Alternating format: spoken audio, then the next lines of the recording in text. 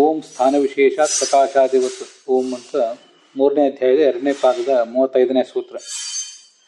ಆ ಸೂತ್ರ ಯಾಕೆ ಹೊರಟಿದೆ ಅನ್ನೋದನ್ನ ರಾಘವೇಂದ್ರ ಸ್ವಾಮಿಗಳು 52ನೇ ಗದ್ಯ ಭಾಗದಲ್ಲಿ, ತತ್ವಮಂಜರಿ 52ನೇ ಗದ್ಯ ಭಾಗದಲ್ಲಿ ತಿಳಿಸ್ತಾರೆ. ನನ್ವಯಂ ಈಶ್ವರ ಜ್ಞಾನಾನಂದಾದೇಹೆ ಬ್ರಹ್ಮಾದಿ ಜ್ಞಾನಾನಂದಾದಿಕಂ ಪ್ರತಿ ಬಿಂಬತ್ವೆ ಅಂತ ಇದು ಮಾತು. ಭಗವಂತನ ಜ್ಞಾನ ಆನಂದಾದಿಗಳು ಉಳಿದ ಎಲ್ಲ ಜೀವರ ಬ್ರಹ್ಮನಿಂದ ತೊಡಗಿ, ಚಿತ್ರಮುಖ ಬ್ರಹ್ಮನಿಂದ ತೊಡಗಿ ನಮ್ಮವರೆಗೆ ಪ್ರತಿಯೊಬ್ಬರ ಜ್ಞಾನ ಮತ್ತು ಆನಂದಾದಿಗಳಿಗೆ ಪ್ರತಿಬಿಂಬಗಳಾಗಿವೆ, ಬಿಂಬವಾಗಿವೆ, ಪ್ರತಿಬಿಂಬ ಅಲ್ಲ. ಈಶ್ವರನ ಜ್ಞಾನಾನಂದಾದಿಗಳು ಬಿಂಬ ಆಗಿವೆ, ನಮ್ಮ ಜ್ಞಾನಾನಂದಾದಿಗಳು ಪ್ರತಿಬಿಂಬ ಆಗಿವೆ. ನಾವು ಕೂಡ ಜೀವರು ಭಗವಂತನಿಗೆ ಪ್ರತಿಬಿಂಬರಾಗಿದ್ದೀವಿ, ಭಗವಂತ ಬಿಂಬನಾಗಿದ್ದಾನೆ. ಭಗವಂತನ ಜ್ಞಾನಾನಂದಾದಿ ಗುಣಗಳು ನಮ್ಮ ಜ್ಞಾನಾನಂದಾದಿ ಗುಣಗಳಿಗೆ ಬಿಂಬವಾಗಿವೆ ಅಂತ ಹೀಗೆ ನೀವು ಪ್ರತಿಪಾದನೆ ಮಾಡಿದರೆ, ಹೀಗೆ ಪ್ರತಿಪಾದನೆ ಮಾಡಿದರೆ ಈ ಬ್ರಹ್ಮ, ರುದ್ರ ಇತ್ಯಾದಿ ಜೀವರು ಮತ್ತು ನಮಗೆ ಇರುವಂಥ ಜ್ಞಾನ ಆನಂದಗಳಲ್ಲಿ ಒಂದು ತಾರತಮ್ಯ ಇದೆ. ತಾರತಮ್ಯ ಇರುವುದೊಂದಕ್ಕೆ ಎರಡು ಅರ್ಥ. ಒಂದು, ಬ್ರಹ್ಮನಿಗಿರುವ ಜ್ಞಾನ ರುದ್ರನಿಗಿಲ್ಲ, ರುದ್ರನಿಗಿರುವ ಜ್ಞಾನ ಆನಂದಾದಿಗಳು ಇಂದ್ರನಿಗಿಲ್ಲ, ಇಂದ್ರಾದಿಗಳಿಗಿರುವಂಥ ಜ್ಞಾನಾನಂದಾದಿಗಳು ನಮಗಿಲ್ಲ ಅಂತ ಇದೊಂದು ತಾರತಮ್ಯ. ಇನ್ನೊಂದು, ಕಾಲ ಏಕಪ್ರಕಾರ ಆಗಿರೋದಿಲ್ಲ. ಅವು ಕಾಲದ ಕಾರಣದಿಂದಾಗಿ ಸ್ವಲ್ಪ ಅಲ್ಲಿ ಅಸ್ತವ್ಯಸ್ತ ಆಗ್ತಿರ್ತದೆ. ಅದು ನಮ್ಗೆ ಕಂಡು ಬಂದಿದೆ. ಆ ಬ್ರಹ್ಮಾದಿಗಳ ಜ್ಞಾನಾನಂದಾದಿಗಳಲ್ಲಿ ಒಂದು ತಾರತಮ್ಯ ಕಂಡು ಬಂದಿದೆ. ಆ ತಾರತಮ್ಯ ಕಂಡು ಬಂದಿರುವಂತೆ, ಅರ್ಥಾತ್ ಕಾಲದ ವ್ಯತ್ಯಾಸದಿಂದಾಗಿ ತಾರತಮ್ಯ ಕಂಡು ಬಂದಿರುವಂತೆ ಈ ಭಗವಂತನ ಜ್ಞಾನ ಆನಂದಾದಿಗಳಲ್ಲಿಯೂ ಕೂಡ ತಾರತಮ್ಯ ಬರಬೇಕಾದೀತು ಅಂತ ಒಂದು ಪ್ರಶ್ನೆ. ಆ ಪ್ರಶ್ನೆಗೆ ಉತ್ತರ ರೂಪವಾಗಿ ಸ್ಥಾನ ವಿಶೇಷಾತ್ ಪ್ರಕಾಶಾದಿವತ್ ಅಂತ ಸೂತ್ರ ಹೊರಟಿದೆ. ಅದು 2 ಸೂತ್ರಗಳಿವೆ. ಆ 2 ಸೂತ್ರಗಳನ್ನು ಒಳಗೊಂಡಂಥ ಒಂದು ಅಧಿಕರಣ ಅದು. ಅದನ್ನು ಕೂಡ ರಾಘವೇಂದ್ರ ಸ್ವಾಮಿಗಳು ಸೈಕ ಪರಮೇಶ್ವರ ಅನ್ನೋ ಮಾತಿನಿಂದಲೇ ವಿವರಿಸಿದ್ದಾರೆ.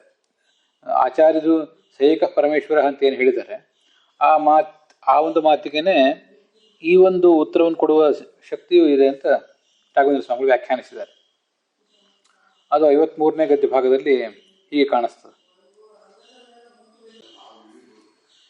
ಸಹ ವಿಷ್ಣು ಏಕಃ ಸ ಏಕಃ ಪರಮೇಶ್ವರ ಅಂತಿದೆಯಲ್ಲ, ಅವನು ವಿಷ್ಣು ಏಕಃ ಅಂತಂದ್ರೆ ಜ್ಞಾನಾನಂದಾದಿಭಿ ಏಕಪ್ರಕಾರ ಏವ. ಯಾವ ಕಾಲದಲ್ಲೂ ಇಂದು ಮುಂದೆಯೂ ಕೂಡ ಅವನ ಜ್ಞಾನಾನಂದಾದಿಗಳು ಒಂದೇ ಥರ ಇರ್ತವೆ. ಅವು ಹೊರತು ಯಾವುದೇ ರೀತಿಯಾದ ಬದಲಾವಣೆ ಅಲ್ಲಿ ಕಾಣಿಸೋದಿಲ್ಲ. ನತು ತಾರತಮ್ಯವಾನ್. ಇದೆಲ್ಲ ಕಡೆ ಇಲ್ಲಿ ಹೇಳ್ತಿರೋದು ಕಾಲ ಪ್ರಯುಕ್ತವಾದ ತಾರತಮ್ಯವನ್ನು. ಕಾಲ ಪ್ರಯುಕ್ತವಾದ ತಾರತಮ್ಯ ಇಲ್ಲ ಅಂತ. ಯಾಕಂದರೆ ತಾರತಮ್ಯ ಅನ್ನೋದನ್ನು ನಾನು ಈಗಾಗಲೇ ಹೇಳಿದಂತೆ, ಒಬ್ಬ ವ್ಯಕ್ತಿಗೆ ಇರುವ ಜ್ಞಾನಾನಂದಾದಿಗಳಿಗಿಂತ ಅವನ ನಂತರದವನಿಗೆ ಕಡಿಮೆ, ಅವನ ನಂತರದವನಿಗೆ ಮತ್ತೂ ಕಡಿಮೆ, ಹೀಗೆ ವ್ಯಕ್ತಿಗೆ ಪ್ರಯುಕ್ತವಾಗಿ ತಾರತಮ್ಯವನ್ನು ಹೇಳ್ತಿರ್ತೀವಿ. ಸಾಮಾನ್ಯವಾಗಿ ನಾವು ತಾರತಮ್ಯ ಅನ್ನೋದನ್ನು ಆ ದೃಷ್ಟಿಯಿಂದ ರೂಢಿಸ್ಕೊಂಡು ಬಿಟ್ಟಿರ್ತೀವಿ.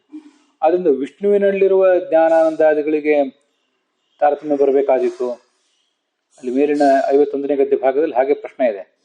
ಈಶ್ವರ ಜ್ಞಾನಾನಂದಾದಿ ಗುಣೇಶು, ಈಶ್ವರನ ಜ್ಞಾನಾನಂದಾದಿ ಗುಣಗಳಲ್ಲೇ ತಾರತಮ್ಯ ಬರಬೇಕಾದೀತು ಅಂತ ಪ್ರಶ್ನೆ ಇದೆ. ಹಾಗೆ ಪ್ರಶ್ನೆ ಮಾಡುವುದಕ್ಕೆ ಅರ್ಥ ಏನು? ಈಶ್ವರನಿಗಿಂತ ಉತ್ತಮ ಯಾರೋ ಇದ್ದಾನೆ ಅಂತ ಪ್ರಶ್ನೆ ಮಾಡುವವರ ತಾತ್ಪರ್ಯನಾ? ಈಶ್ವರನಿಗಿಂತ ಅಧಮ ಇದ್ದಾನೆ ಅಂತಂತೂ ಎಲ್ಲರೂ ಒಪ್ಪಿದ್ದಾರೆ. ಅಂದರೆ ಈಶ್ವರನಕ್ಕಿಂತ ಉತ್ತಮ ಇನ್ನೊಬ್ಬ ಇದ್ದಾನೆ ಅಂತ ಅವ್ರದ್ದು ಏನಾದ್ರು ತಾರತಮ್ಯ ಇದೆಯಾ? ಹಾಗೇನಾದ್ರು ಅವ್ರ ಪ್ರಶ್ನೆ ಇದೆಯಾ? ಹಾಗೆ ಅವ್ರಿಗೆ ಪ್ರಶ್ನೆ ಇರಬಾರ್ದಂತ ಏನಿಲ್ಲ. ಆದರೂ ಇಲ್ಲಿ ತಾರತಮ್ಯ ಅಂತ ಹೇಳ್ತಿರುವುದು ಏಕ ಪ್ರಕಾರ ಎಂಬ ದೃಷ್ಟಿಯಿಂದ ಮುಂದೆ 53ನೇ ಗದ್ಯ ಭಾಗದಲ್ಲಿ ಅದು ಸ್ಪಷ್ಟ ಇದೆ ಉತ್ತರ ಕೊಡುವಾಗ. ಯಾವ ಕಾಲದಲ್ಲಿಯೂ ಅದು ಏಕ ಪ್ರಕಾರವಾಗಿರ್ತದೆ. ನತು ತಾರತಮ್ಯವಾ ಅಂತ. ಆ ಭಗವಂತ ಯಾವ ದೃಷ್ಟಿಯಿಂದಲೂ ತಾರತಮ್ಯ ಉಳ್ಳವನಲ್ಲ. ಅವನ ಜ್ಞಾನಾನಂದಾದಿಗಳಲ್ಲಿ ಕೊರತೆಯೂ ಆಗೋದಿಲ್ಲ, ಹೆಚ್ಚಳವೂ ಆಗೋದಿಲ್ಲ ಅಂತ ಅದರ ತಾತ್ಪರ್ಯ. ಅಲ್ಲೊಂದು ಪ್ರಶ್ನೆ ಬರಬಹುದು. ಬಿಂಬನಾದ ಪರಮಾತ್ಮನ ಜ್ಞಾನಾನಂದಾದಿಗಳು ಅದರಲ್ಲಿ ಯಾವುದೇ ರೀತಿಯಾದ ವೈಚಿತ್ರ್ಯ ಇಲ್ಲ ಅಂತಾದ ಮೇಲೆ, ಅರ್ಥಾತ್ ಹೆಚ್ಚಳ ಕೊರತೆ ಇಲ್ಲ ಅಂತಾದ್ಮೇಲೆ ಈ ಪ್ರತಿಬಿಂಬರಾದಂಥ ಜೀವರ ಜ್ಞಾನಾನಂದಾದಿಗಳಿಗೆ ಹೀಗೊಂದು ವ್ಯತ್ಯಾಸ ಯಾಕೆ ಅಂತ ಹೀಗೆಲ್ಲ ನಮಗೊಂದು ಪ್ರಶ್ನೆ ಬರ್ಬೋದು. ಆ ಜ್ಞಾನಾನಂದಾದಿಗಳ ಪ್ರತಿಬಿಂಬ ಇದು ಅಂತಾದ್ಮೇಲೆ ಅದು ಹೇಗೆ ಏಕಪ್ರಕಾರವಾಗಿರ್ತದೋ, ಯಾವತ್ತೂ ವ್ಯತ್ಯಾಸವೇ ಅಲ್ಲಿರೋದಿಲ್ವೋ, ಹಾಗೆ ಇಲ್ಲಿಯೂ ಕೂಡ ಕಾಲಾನುಗುಣವಾದಂಥ ಮೂಲ ರೂಪದಲ್ಲಿ ಒಂಥರ, ಅವತಾರ ರೂಪದಲ್ಲಿ ಒಂಥರ, ಆಮೇಲೆ ಸಂಸಾರಾವಸ್ಥೆಯಲ್ಲಿ ಒಂಥರ, ಮುಕ್ತಿಯಲ್ಲಿ ಇನ್ನೊಂಥರ, ಹೀಗೆಲ್ಲ ಇರಬಾರ್ದಿತ್ತು ಅಂತ ಹೀಗೊಂದು ಪ್ರಶ್ನೆ ಬಂದರೆ ಅದಕ್ಕೆ ಉತ್ತರ ಪರಮೇಶ್ವರ ಎಂಬ ಶಬ್ದದಿಂದ. ಬಿಂಬನಾದವನು ಪರಮಾತ್ಮ, ಪ್ರತಿಬಿಂಬರಾದವರು ಜೀವರು. ಆ ಭಗವಂತ ಜ್ಞಾನಾನಂದಾದಿ ಗುಣಗಳು ನಮ್ಮ ಜ್ಞಾನಾನಂದಾದಿ ಗುಣಗಳಿಗೆ ಬಿಂಬ, ನಮ್ಮ ಜ್ಞಾನಾನಂದಾದಿ ಗುಣಗಳು ಪ್ರತಿಬಿಂಬ. ಹೀಗಿರೋದ್ರಿಂದ ಆ ಬಿಂಬನಾದಂಥ ಭಗವಂತನ ಶಕ್ತಿಯಿಂದ ಇದೆಲ್ಲವೂ ಸಾಧ್ಯ ಆಗ್ತದೆ. ಅವನ ಇಚ್ಛೆಗೆ ಇರುವುದರಿಂದಲೇ ಇದೆಲ್ಲ ಹೀಗಿರೋದು. ಅವನ ಇಚ್ಛೆ ಇರುವುದರಿಂದಲೇ ಅವನ ಜ್ಞಾನಾನಂದಾದಿ ಗುಣಗಳು ಯಾವತ್ತೂ ಏಕಪ್ರಕಾರ. ಮತ್ತು ನಮ್ಮ ಜ್ಞಾನಾನಂದಾದಿ ಗುಣಗಳು ಸಂಸಾರಾವಸ್ಥೆಯಲ್ಲಿ ಒಂಥರ, ಮುಕ್ತಿಯಲ್ಲಿ ಮತ್ತೊಂಥರ, ಹೀಗೆ ಕ್ರಮವಾಗಿ ಅಭಿವೃದ್ಧಿ ಕಾಣ್ತಾ ಹೋಗ್ತವೆ. ಮತ್ತು ದೇವತೆಗಳು ಅವತಾರ ಮಾಡುವಾಗ ಒಂಥರ, ಮೂಲ ರೂಪದಲ್ಲಿ ಮತ್ತೊಂಥರ, ಹೀಗೆಲ್ಲ ಅದು ಕಾಣ್ತಾ ಹೋಗ್ತವೆ. ಅದಕ್ಕೆಲ್ಲದಕ್ಕೂ ಕೂಡ ಪರಮೇಶ್ವರನ ಶಕ್ತಿಯೇ ಕಾರಣ ಅಂತ ಹೀಗದರ ತಾತ್ಪರ್ಯ. ಬಿಂಬ ಆನಂದಾದಿ ಅವೈಚಿತ್ರ್ಯೇಪಿ, ಬಿಂಬದ ಆನಂದ ಮೊದಲಾದವುಗಳಲ್ಲಿ, ಆನಂದ ಮತ್ತು ಜ್ಞಾನಗಳಲ್ಲಿ ವೈಚಿತ್ರ್ಯ ತಾರತಮ್ಯ ಇಲ್ಲದೆ ಹೋದರೂ ಕೂಡ ಪ್ರತಿಬಿಂಬ ವೈಚಿತ್ರ್ಯಸ್ಯ, ಪ್ರತಿಬಿಂಬವಾದ ಜೀವರ ಜ್ಞಾನಾನಂದಾದಿಗಳೇನಿವೆ ಅದು ಯಾಕೆ ಅಲ್ಲಿ ವ್ಯತ್ಯಾಸ ಬರ್ತದೆ ಅಂತ ಪ್ರಶ್ನೆ ಬಂದರೆ ಅದಕ್ಕೆ ಅದು ಬಿಂಬಭೂತನಾದ ಭಗವಂತನ ಐಶ್ವರ್ಯ ಶಕ್ತಿ, ಅದರ ವಶಾತ್ ಹೀಗೆಲ್ಲ ಆಗ್ತದೆ ಅಂತ ಅದರ ತಾತ್ಪರ್ಯ. ಅದನ್ನೇ ಪರಮೇಶ್ವರ ಎಂಬ ಶಬ್ದದಿಂದ ಹೇಳಿದ್ದಾರೆ. ಭಗವಂತನ ಶಕ್ತಿಯಿಂದ ಮಾತ್ರ ಹಾಗಾಗೋದಲ್ಲ, ಈ ಬ್ರಹ್ಮಾದಿಗಳ ಸ್ಥಾನ ಗುಣ, ಅವರು ಅವನಿಗಿಂತ ಕೆಳಗಿನವರಾದ್ರಿಂದ ಆ ಸ್ಥಾನದ ಪ್ರಯುಕ್ತವಾದ ಒಂದು ಗುಣದಿಂದಲೂ ಇದನ್ನು ನಾವು ತಿಳ್ಕೋಬೇಕು. ಸ್ಥಾನ ಗುಣದಿಂದಲೂ ಹೀಗೆ ಈ ಬ್ರಹ್ಮಾದಿಗಳ ಜ್ಞಾನಾನಂದಾದಿಗಳಲ್ಲಿ ಕೊರತೆ ಇದೆ, ಹೆಚ್ಚಳ ಇದೆ. ಆದರೆ ಭಗವಂತನ ಜ್ಞಾನಾನಂದಾದಿಗಳಲ್ಲಿ ಆ ವೈಚಿತ್ರ್ಯ ಇಲ್ಲ. ಹೀಗೆ ಸ್ಥಾನ ಗುಣ, ಸ್ಥಾನ ಅಂದರೆ ಬ್ರಹ್ಮಾದಿಗಳ ಸ್ಥಾನ, ಕಕ್ಷಾ ತಾರತಮ್ಯದಲ್ಲಿ 3ನೇ 4ನೇ 5ನೇ ಇತ್ಯಾದಿ ಸ್ಥಾನಗಳು. ಆ ಸ್ಥಾನ ಪ್ರಯುಕ್ತವಾದ ಒಂದು ಗುಣ ಇರ್ತದಲ್ಲ, ಆ ಗುಣಗಳ ಕಾರಣದಿಂದಾಗಿ ಹೀಗಾಗಬಹುದು ಅಂತ ಅದರ ತಾತ್ಪರ್ಯ. ಐಶ್ವರ್ಯಾತ್ ಪರಮಾದ್ ವಿಷ್ಣೋ ಭಕ್ತಾದೀನಾಂ ಅನಾದಿತಃ, ಅದೊಂದು ಪುರಾಣ ವಾಕ್ಯವನ್ನು ಕೂಡ ಆಚಾರ್ಯರು ಆ ಸೂತ್ರದಲ್ಲಿ ಕೊಟ್ಟಿದ್ದಾರೆ. ವಿಷ್ಣುವಿನ ಪರಮ ಐಶ್ವರ್ಯ, ಶ್ರೇಷ್ಠವಾದ ಐಶ್ವರ್ಯ. ಆ ಕಾರಣದಿಂದಾಗಿ ಬ್ರಹ್ಮಾದಿಗಳ ಭಕ್ತ್ಯಾದಿಗಳೇನಿವೆ, ಬ್ರಹ್ಮ, ಚತುರ್ಮುಖ ಬ್ರಹ್ಮ ಮೊದಲಾದವರು ಭಕ್ತಿ, ಜ್ಞಾನ, ವೈರಾಗ್ಯ, ಆನಂದಾದಿಗಳು ಭಕ್ತ್ಯಾದಿಗಳಿಗೆ ಮತ್ತು ಆನಂದಾದಿಗಳಿಗೂ ಕೂಡ ಈ ಒಂದು ವೈಚಿತ್ರ್ಯ ಅಂದರೆ ಹೆಚ್ಚಳ, ಏರುಪೇರು, ಇದೆಲ್ಲ ಸೂಪಪನ್ನ, ಚೆನ್ನಾಗಿ ಇದನ್ನು ಹೊಂದಿಸ್ಬೋದು. ಅದಕ್ಕೆ ಏನೇ ದೋಷ ಇಲ್ಲ ಅಂತ ಅದರ ತಾತ್ಪರ್ಯ.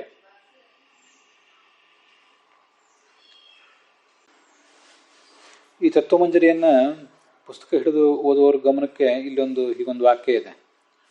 ಅದು ಅನುವಾದದಲ್ಲಿದೆ, ಮೂಲ ತತ್ವಮಂಜರಿಯಲ್ಲಿ ಅದು ಕಾಣಿಸೋದಿಲ್ಲ. ಬ್ರಹ್ಮಾದಿಗಳ ಸ್ಥಾನ ಗುಣದಿಂದಲೂ ಈ ವೈಚಿತ್ರ್ಯವು ಉಂಟಾಗಿದೆ ಅಂತ ಕೆ ಟಿ ಪಾಂಡುರಂಗಾಚಾರ್ಯ ಅನುವಾದ ಇದೆ. ಅದಾದಮೇಲೆ ಸೂರ್ಯಕಾಂತಾದಿಗಳಲ್ಲಿ ಸ್ಥಾನ ಗುಣದಿಂದ ಅಗ್ನಿಜನಕತ್ವಾದಿ ವೈಚಿತ್ರ್ಯ ಇರುವುದು ಕಂಡುಬರುವುದು ಅಂತಿದೆ. ಪ್ರಾಯ ಇದನ್ನು ಜಯತೀರ್ಥರು ತತ್ವಪ್ರಕಾಶಕದಲ್ಲಿ ಹೇಳಿರಬೇಕು, ಅಥವಾ ರಾಘವೇಂದ್ರ ಸ್ವಾಮಿಗಳೇ ಭಾವ ದೀಪದಲ್ಲಿ ಅದನ್ನು ಹೇಳಿರುವ ಸಾಧ್ಯತೆ ಇದೆ. ಅದೇನೆಂದರೆ, ಈ ಬಿಂಬಕ್ಕೆ ಪ್ರತಿಬಿಂಬ, ಬಿಂಬದಿಂದಾಗಿ ಪ್ರತಿಬಿಂಬ ಕಾಣಿಸೋದು ಸರಿ. ಆ ಪ್ರತಿಬಿಂಬದಲ್ಲಿ ಇಂಥ ವೈಚಿತ್ರ್ಯಗಳೆಲ್ಲ ಯಾಕೆ ಬರ್ತವೆ ಅಂದರೆ, ಆ ಪ್ರತಿಬಿಂಬ ಅಂತನ್ನುವುದು ಯಾವ ಉಪಾಧಿಯಿಂದ ಹುಟ್ಟಿದೆ ಅಥವಾ ಯಾವ ಉಪಾಧಿಯನ್ನು ಅವಲಂಬಿಸಿದೆಯಲ್ಲ, ಆ ಉಪಾಧಿಯ ವೈಚಿತ್ರ್ಯದಿಂದಲೂ ಕೂಡ, ಉಪಾಧಿಯ ಸ್ವಭಾವದಿಂದಲೂ ಕೂಡ ಇಂಥ ಏರುಪೇರುಗಳಾಗುವ ಸಾಧ್ಯತೆ ಇದೆ ಅಂತ ಒಂದು ದೃಷ್ಟಾಂತ ಬ್ರಹ್ಮಸೂತ್ರ ಭಾಷ್ಯದ ಟೀಕಾ ಟಿಪ್ಪಣಿಗಳಲ್ಲಿ ಕಂಡು ಬರ್ತದೆ. ಅದನ್ನಲ್ಲಿ ಏನು ಹೇಳಿದ್ದಾರೆ ಅಂದರೆ, ಈ ಸೂರ್ಯನ ಪ್ರತಿಬಿಂಬ ಸೂರ್ಯ ಮೇಲೆ ಆಕಾಶದಲ್ಲಿ ಜ್ವಲಿಸ್ತಾ ಇದ್ದಾನೆ. ಅವನ ಪ್ರತಿಬಿಂಬ ನೀರಲ್ಲಿ ಬಿದ್ದರೆ ಅಲ್ಲಿ ಏನೂ ಪರಿಣಾಮ ಆಗೋದಿಲ್ಲ, ಅದು ಶಾಂತವಾಗೇ ಇರ್ತದೆ. ಅವನ ಪ್ರತಿಬಿಂಬ ಸೂರ್ಯಕಾಂತ ಮಣಿ ಮೇಲೆ ಏನಾದರೂ ಬಿದ್ದರೆ, ಎಲ್ಲಿಯಾದರೂ ಒಂದು ಕಡೆ ಸೂರ್ಯಕಾಂತ ಮಣಿ ಇತ್ತು, ಸೂರ್ಯನ ಪ್ರಕಾಶ ಬೀಳುವಲ್ಲಿ, ಅಲ್ಲಿ ಸೂರ್ಯಕಾಂತ ಮಣಿ ಸೂರ್ಯನ ಪ್ರತಿಬಿಂಬ ಬಿದ್ದರೆ ಅಲ್ಲಿ ಅದು ಬೆಂಕಿ ಹೊತ್ಕೋತದೆ. ಹೀಗೆ ಬೆಂಕಿ ಹೊತ್ಕೊಳ್ಳಿಕ್ಕೆ ಅದೇ ಕಾರಣ. ಅದು ಸ್ಥಾನದ ವ್ಯತ್ಯಾಸ. ಸೂರ್ಯನ ಪ್ರತಿಬಿಂಬ, ಸೂರ್ಯನ ಪ್ರತಿಬಿಂಬ ಅಂತ ಅನ್ನೋದು ಪ್ರತಿಬಿಂಬ. ಅದು ಅಗ್ನಿಯಲ್ಲಿ ನೀರಿನಲ್ಲಿ ಬಿದ್ದರೆ ಒಂಥರ, ಅಥವಾ ಈ ಅದೇ ಸೂರ್ಯಕಾಂತ ಮಣಿ ಮೇಲೆ ಬಿದ್ದರೆ ಅದು ಮತ್ತೊಂದು ಕ್ರಿಯೆ ಮಾಡ್ತದೆ. ಇದು ಸೂರ್ಯಕಾಂತ ಮಣಿಯನ್ನು ಯಾರೂ ನೋಡಿಲ್ಲದೆ ಇರಬಹುದು, ಆದರೆ ದೃಷ್ಟಾಂತ ನೀವು ಹೇಗೆ ತಿಳ್ಕೋಬಹುದು ಅಂದರೆ, ಒಂದು ಈ ಮ್ಯಾಗ್ನಿಫೈಯಿಂಗ್ ಗ್ಲಾಸ್ ಭೂತಗಾಜು ತಗೊಂಡು ಅದರ ಸೂರ್ಯನ ಪ್ರತಿಫಲನ, ಸೂರ್ಯನ ಬೆಳಕು ಅದ್ರ ಮೇಲೆ ಏನು ಪ್ರತಿಫಲಿಸ್ತದಲ್ಲ, ಅದೇ ಬೆಳಕನ್ನು ನೀರಿನ ಕಡೆಗೆ ಬಿಟ್ಟರೆ ಏನೂ ಆಗೋದಿಲ್ಲ. ಆದರೆ ಒಂದು ಪೇಪರಿನ ಮೇಲೆ ಆ ಮ್ಯಾಗ್ನಿಫೈಯಿಂಗ್ ಗ್ಲಾಸಿನ ಆ ಪ್ರತಿಬಿಂಬವನ್ನು ಬಿಟ್ಟರೆ ಸ್ವಲ್ಪ ಹೊತ್ತಾದ್ಮೇಲೆ ಬೆಂಕಿ ಹೊತ್ತೋದನ್ನು ನಾನು ಕೂಡ ನೋಡಿದ್ದೇನೆ. ಸೂರ್ಯಕಾಂತ ಮಣಿ ಯಾರೂ ನೋಡಿಲ್ಲದೆ ಇರಬಹುದು, ಆದರೆ ಇದನ್ನು ನಾವು ಅನುಭವಿಸಿ ತಿಳಿಬಹುದು. ಅಲ್ಲಿ ನೀರು ಅನ್ನೋದು ಒಂದು ಉಪಾಧಿ ಮತ್ತು ಪೇಪರ್ ಅನ್ನೋದು ಮತ್ತೊಂದು ಉಪಾಧಿ. ಅದರ ವ್ಯತ್ಯಾಸದಿಂದಾಗಿ ಅದೇ ಸೂರ್ಯನ ಪ್ರತಿಬಿಂಬವೇ ಒಂದು ಕಡೆ ಶಾಂತವಾಗಿಯೂ ಮತ್ತೊಂದು ಕಡೆ ಬೆಂಕಿಯನ್ನು ಹೊತ್ತಿಸೋದು ಕಂಡು ಬಂದಿದೆ ಅಂತ ಹೀಗೆ ತಿಳ್ಕೋಬೇಕು. ಮುಂದೆ ತಥಾ ಅನ್ಯತ್ ಪ್ರತಿಷೇಧಾತ್ ಓಂ ಅಂತ ಮುಂದಿನ ಸೂತ್ರ. ಒಂದೆರಡು ಸೂತ್ರಗಳನ್ನು ದಾಟಿ 37, 38ನೇ ಸಂಖ್ಯೆ ಇದ್ದಿರ್ಬೇಕು, 37ನೇ ಸೂತ್ರ ಇದ್ದಿರಬೇಕಿದು. ಅಲ್ಲಿ 54ನೇ ಗದ್ಯ ಭಾಗದಲ್ಲಿ ರಾಘವೇಂದ್ರ ಸ್ವಾಮಿಗಳು ಅದರ ಹಿನ್ನೆಲೆ ತೋರಿಸ್ತಾರೆ. ಈಶ್ವರ ಬಿಂಬ ಅಂತ ಹೇಳಿದರೆ ಆ ಬಿಂಬವನ್ನು ನೀವು, ಆ ಬಿಂಬತ್ವವನ್ನು ಸಮರ್ಥಿಸಿದ್ರಿ ಕೂಡ, ಸೂಪಪನ್ನೇ ಸತಿ ಅಂದರೆ ಅದನ್ನು ಸಮರ್ಥಿಸಿದ ಮೇಲೆ ಕೂಡ ಇಷ್ಟು ಮಾಡಿದರೂ ಕೂಡ ಮತ್ತೊಂದು ಪ್ರಶ್ನೆ ನಮಗೆ ಬರ್ತದೆ. ಅದೇನೆಂದರೆ, ಆ ಬಿಂಬನಾದ ಆ ಭಗವಂತನ ತೃಪ್ತಿಗಾಗಿ, ಪ್ರೀತಿಗಾಗಿ ಈ ಭಕ್ತಿ, ವೈರಾಗ್ಯ, ಜ್ಞಾನ ಇತ್ಯಾದಿಗಳೇನು ಬೇಕಾಗಿಲ್ಲ. ಭಕ್ತ್ಯಾದಿ ಸಾಧನಗಳೇನು ಅಗತ್ಯ ಇಲ್ಲ. ಯಾಕೆ ಅಂತಂದರೆ, ಧ್ಯಾನ ಮಾಡ್ತಾನಲ್ಲ, ಧ್ಯಾನ ಮಾಡುವಾಗ ಪುರುಷನ ಪ್ರಯತ್ನ ಒಂದಿರ್ತದಲ್ಲ ಅಲ್ಲಿ. ಆ ಧ್ಯಾನ ಮಾಡುವವನ ಪ್ರಯತ್ನದಿಂದಾಗಿ ಅಲ್ಲೊಂದು ರೂಪ ಕಾಣಿಸ್ತದಲ್ಲ ಮನಸ್ಸಿನ ಪರದೆ ಮೇಲೆ, ಅದೇ ಬಿಂಬರೂಪ. ಬಿಂಬ ಅಂದರೆ ಅದೇ ಅದು. ಅದರಿಂದ ಅದರ ಸಾಕ್ಷಾತ್ಕಾರ ಆಗಿ ಹೋಯ್ತಲ್ಲಿ. ಅದರಿಂದ ನೀವು ಭಕ್ತಿ, ವೈರಾಗ್ಯ ಇತ್ಯಾದಿಗಳು ಯಾಕಬೇಕು ಅಂತ ಪ್ರಶ್ನೆ. ಧ್ಯಾನ ಕಾಲದಲ್ಲಿ ಪುರುಷನ ಪ್ರಯತ್ನ ಇಲ್ಲದೆ ಹೋದರೆ ಮನಸ್ಸಿನ ಪರದೆ ಮೇಲೆ ಭಗವಂತ ಮೂಡೋದೇ ಇಲ್ಲ. ಮೂಡ್ತಾ ಇದ್ದಾನೆ ಅಂದರೆ ಅದು ಪುರುಷನ ಪ್ರಯತ್ನದಿಂದ ಅಲ್ಲಿ ಆ ಬಿಂಬ ಮೂಡಿದೆ ಅಂತ ಅರ್ಥ. ಬಿಂಬ ಅದೇ ವಿಷ್ಣು ರೂಪ. ಅದು ಪ್ರಶ್ನೆ ಮಾಡುವುದನ್ನ ಹೀಗೆ ಸ್ಥೂಲವಾಗಿ ಮಾಡ್ತಾ ಇದ್ದಾರೆ ಅಂತ ತಿಳ್ಕೋಬೇಕು ನೀವು, ಆಮೇಲೆ ಉತ್ತರ ಆಮೇಲೆ ಹೇಳೋಣ. ಹಾಗಾಗಿ ಧ್ಯಾನ ಕಾಲದಲ್ಲಿ ಕಂಡ ರೂಪವೇ ವಿಷ್ಣು ರೂಪ. ಅಂದರೆ ಭಗವಂತನ ಸಾಕ್ಷಾತ್ಕಾರ ಆಗಿ ಹೋಯ್ತು. ಅದಕ್ಕೆ ಜ್ಞಾನ, ವೈರಾಗ್ಯ, ಭಕ್ತಿ, ವೈರಾಗ್ಯಾದಿಗಳು ಯಾಕೆ ಬೇಕು ಅಂತ ಪ್ರಶ್ನೆ. ಅದಕ್ಕೆ ಅವರೊಂದು ಸಮರ್ಥನೆಯೂ ಹೇಳ್ತಾರೆ. ಅದು ವಿಷ್ಣು ರೂಪವೇ. ಅದು ಧ್ಯಾನ ಕಾಲದಲ್ಲಿ ನಾವು ಕಾಣೋದು, ಗಾಯತ್ರಿ ಮೊದಲಾದಗಳನ್ನು ಧ್ಯಾನಿಸುವಾಗ ಅಲ್ಲಿ ಕಾಣುವುದು ವಿಷ್ಣು ರೂಪವೇ. ಯಾಕೆಂದ್ರೆ ಅದು ವಿಷ್ಣು ರೂಪ ಅಲ್ಲದೆ ಹೋಗಿದ್ರೆ, ಅದು ಮತ್ತೊಂದೇನೋ ಬೇರೆ ಆಗಿದ್ರೆ, ಆ ಧ್ಯಾನದಿಂದ ಭಗವಂತ ನಮಗೆ ಪ್ರಸನ್ನನಾಗಿ ಫಲ ಕೊಡುವುದು ಹೇಗೆ? ಧ್ಯಾನ ಮಾಡಿದಾಗ ಭಗವಂತ ಪ್ರಸನ್ನನಾಗಿ ಫಲ ಕೊಡುವುದು ಕಂಡಿದೆ. ಐಹಿಕ ಫಲನೋ, ಲೌಕಿಕ ಫಲನೋ, ಪಾರತ್ರಿಕ ಫಲನೋ, ಏನೋ ಫಲ ಅಂತೂ ಕೊಡ್ತಾನೆ. ಅದು ಈಶ್ವರನ ರೂಪ ಅಲ್ಲದೆ ಹೋಗಿದ್ರೆ, ಯತ್ಕಿಂಚಿತ್ ಮತ್ತೇನೋ ಆಗಿದ್ರೆ, ಯತ್ಕಿಂಚಿತ್ ಧ್ಯಾನೇನ ಮತ್ತೇನೋ ಆಗಿದ್ರೆ, ಆವಾಗ ಈಶ್ವರ ಅದಕ್ಕೆ ಸಂತುಷ್ಟನಾಗಿ ಫಲ ಕೊಡುವುದು ಸಾಧ್ಯ ಇಲ್ಲ. ಅದರಿಂದ ಈಶ್ವರ ಫಲ ಕೊಡ್ತಾನೆ ಅಂದರೆ ಅದು ಭಗವಂತನ ರೂಪವನ್ನು ನಾವು ಧ್ಯಾನಿಸಿದ್ದೀವಿ ಅಂತಲೇ ಅರ್ಥ. ಸಾಕ್ಷಾತ್ ವಿಷ್ಣುವೇ ಅದು.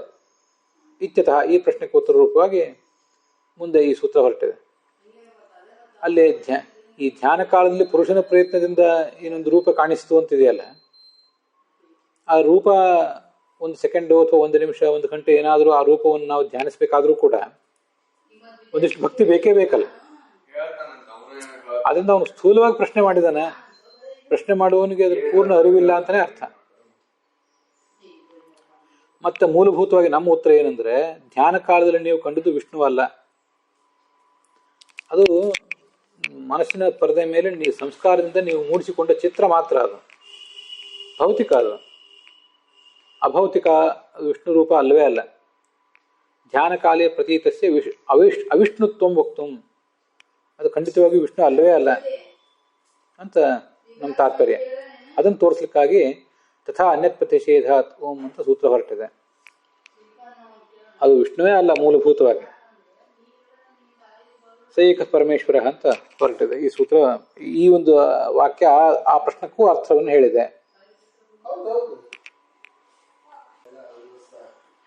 ಅದರ ತಾತ್ಪರ್ಯ ಏನಂದ್ರೆ ಸಹ ವಿಷ್ಣು ಏಕಃ ಪರಮೇಶ್ವರಶ್ಚ, ಆ ವಿಷ್ಣು ಏಕನಾಗಿದ್ದಾನೆ ಮತ್ತು ಪರಮೇಶ್ವರನೂ ಆಗಿದ್ದಾನೆ. ಏಕನೂ ಆಗಿರುವುದರ ಅರ್ಥ ಏನಂದ್ರೆ ಧ್ಯಾನ ಪ್ರತೀತಸ್ಯತು ಧ್ಯಾತೃಪುರುಷ ಬಹುತ್ವೇನ, ಧ್ಯಾತೃಗಳಾದ ಪುರುಷರು ಅನೇಕ ಜನ ಇದ್ದಾರೆ.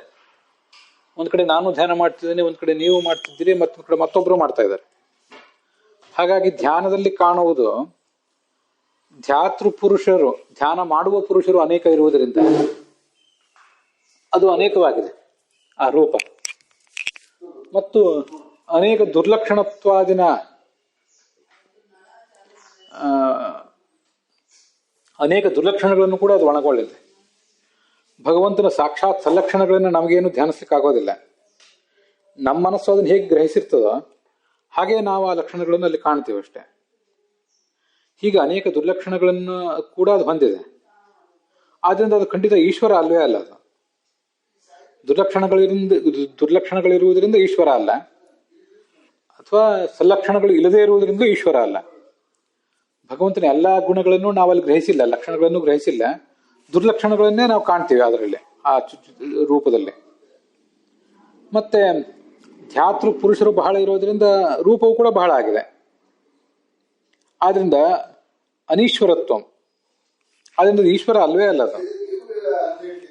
ಆ ರೂಪವು ಅನೀಶ್ವರ, ಆ ರೂಪಕ್ಕೆ ಅನೀಶ್ವರತ್ವ ಇದೆ. ಆದ್ರಿಂದ ಕಥಂ ತಸ್ಯ ವಿಷ್ಣುತ್ವಂ, ಅದಕ್ಕೆ ವಿಷ್ಣುತ್ವ ಬರುವುದು ಸಾಧ್ಯವೇ ಇಲ್ಲ.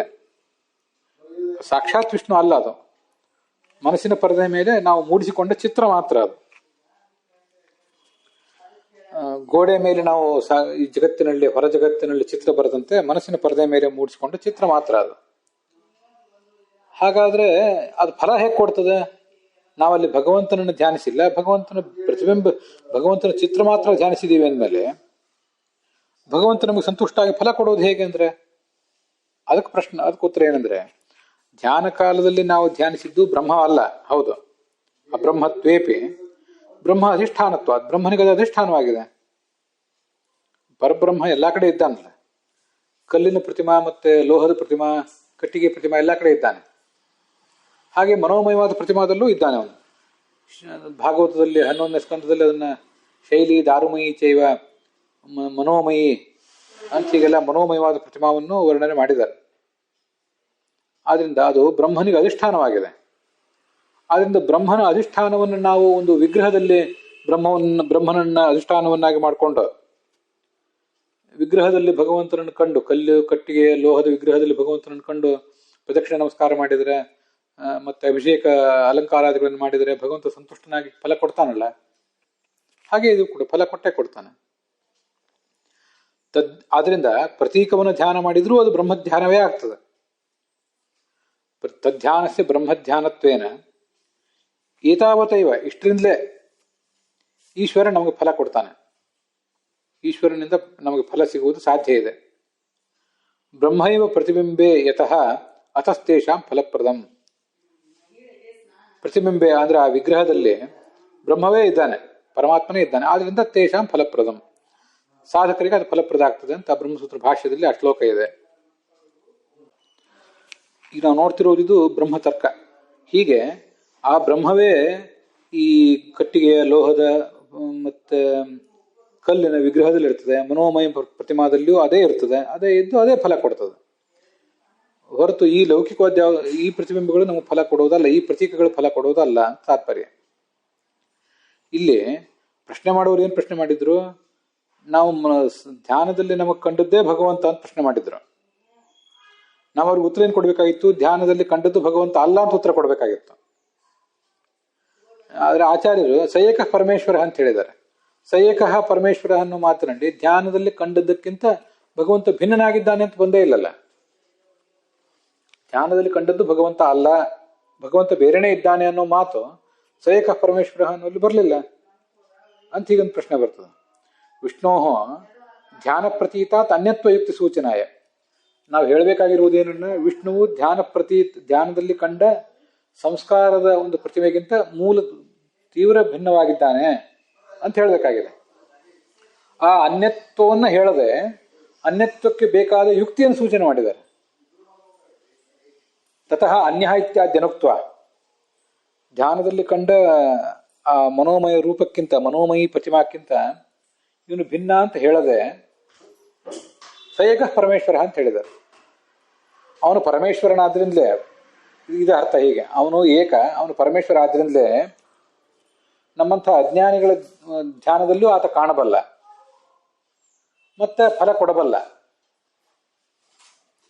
ನೀನು ಪೂಜೆ ಮಾಡಿದ್ದು, ನೀನು ಧ್ಯಾನಿಸಿದ್ದು ಯಾವುದೋ ಪ್ರಾಕೃತವನ್ನು, ಆದ್ರೆ ನಾನು ಫಲ ಕೊಡೋದಿಲ್ಲ ಅಂತ ಅವನೇನಾದ್ರು ಆಲೋಚನೆ ಮಾಡಿದ್ರೆ ನಮಗೆ ಫಲ ಸಿಗ್ತಿರ್ಲಿಲ್ಲ. ಆದರೆ ಅವನು ಏಕ ಪರಮೇಶ್ವರ ಆದ್ರಿಂದಲೇ ನಮಗೆ ಧ್ಯಾನ ಮಾಡ್ಲಿಕ್ಕೆ ಸೌಕರ್ಯನೂ ಮಾಡಿಕೊಟ್ಟ, ಫಲನೂ ಕೊಡ್ತಾನೆ ಅಂತ ತಾತ್ಪರ್ಯ. ಹೀಗೆ ಅನ್ಯತ್ವವನ್ನು ಹೇಳಲಿಲ್ಲ, ಭಿನ್ನತ್ವವನ್ನು ಹೇಳಲಿಲ್ಲ. ಧ್ಯಾನದಲ್ಲಿ ಕಂಡದ್ದು ವಸ್ತುತಃ ಭಗವಂತನು ಇಬ್ರು ಭಿನ್ನ ಅಂತ ಹೇಳಲಿಲ್ಲ ಆಚಾರ್ಯರು, ಪರಮೇಶ್ವರ ಅಂತ ಹೇಳಿದ್ರು. ಪರಮೇಶ್ವರ ಅಂತ ಹೇಳಿದ್ರಿಂದ ಆ ಭೇದವನ್ನು ಹೇಳಲಿಕ್ಕೆ ಬೇಕಾದ ಮತ್ತೆ ಫಲದತ್ವವನ್ನ, ನಾವು ಮನೋಮಯಿ ಪ್ರತಿಮೆಯನ್ನು ಪೂಜಿಸಿದರೂ ಸಿಗಬೇಕಾದ ಫಲವನ್ನು ಅವನು ಕೊಡ್ತಾನೆ, ಅದೇ ಬ್ರಹ್ಮ ಅನ್ನೋದಕ್ಕೆ ಪರಮೇಶ್ವರ ಎಂಬ ಮಾತು ಸಹಾಯಕ ಆಗಿದೆ ಅಂತ ತಾತ್ಪರ್ಯ. ಇವಂ ವಿನ್ಯಾಸ ಅಂದ್ರೆ ಪದಪ್ರಯೋಗ ಅಂತ ಅರ್ಥ. ಶೇಖ ಪರಮೇಶ್ವರ ಅಂತ ಪದಗಳನ್ನು ಆಚಾರ್ಯರು ಪ್ರಯೋಗ ಮಾಡಿದ್ದಾರೆ ಅಂತ ಹೀಗರ್ಥ. ಅಲ್ಲಿಗೆ ಈ ಭಾಗ ಸಮಾಪ್ತವಾಗಿದೆ.